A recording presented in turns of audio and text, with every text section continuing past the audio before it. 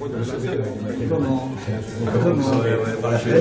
va donc parler de l'expérience client. Isabelle Macaire, à ma droite Christophe Chaptal de Champloup, et Lebret, qui est un journaliste qui a réussi, parce qu'il est plus journaliste.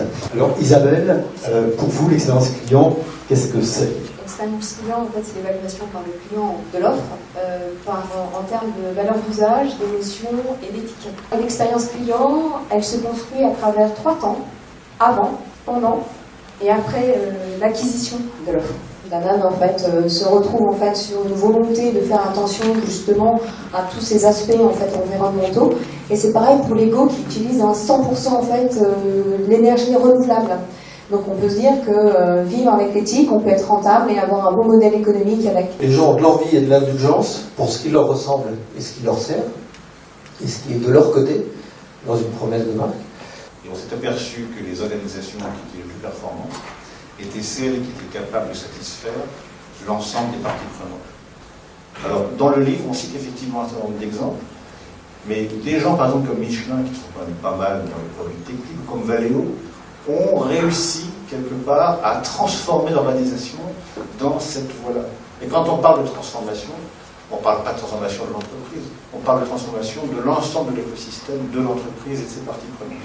Or, Air France, par exemple, avec ses tentatives de proposer des offres de services sous des marques sans cesse différentes, est un peu la caricature de ce genre de fonctionnement qui consiste à dire, pour régler un problème social, on crée une nouvelle compagnie, une nouvelle marque.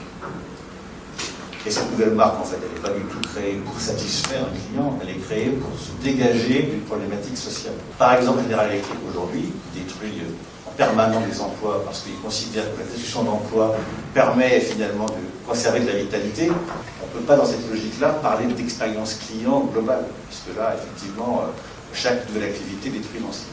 Donc, cet aspect de l'éthique, il n'est pas uniquement philosophique, il est aussi que l'organisation doit avoir cette capacité à intégrer les anciennes activités dans le développement des nouvelles. Et donc ce qui est intéressant aujourd'hui, c'est que toutes les entreprises dont on parle, y compris le groupe Nickel, ce sont des organisations qui sont positionnées au-delà des processus marketing traditionnels.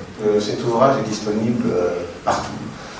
Amazon, Fnac, Erol, chez certains buralistes, chez tous les libraires. Et merci encore de votre venue.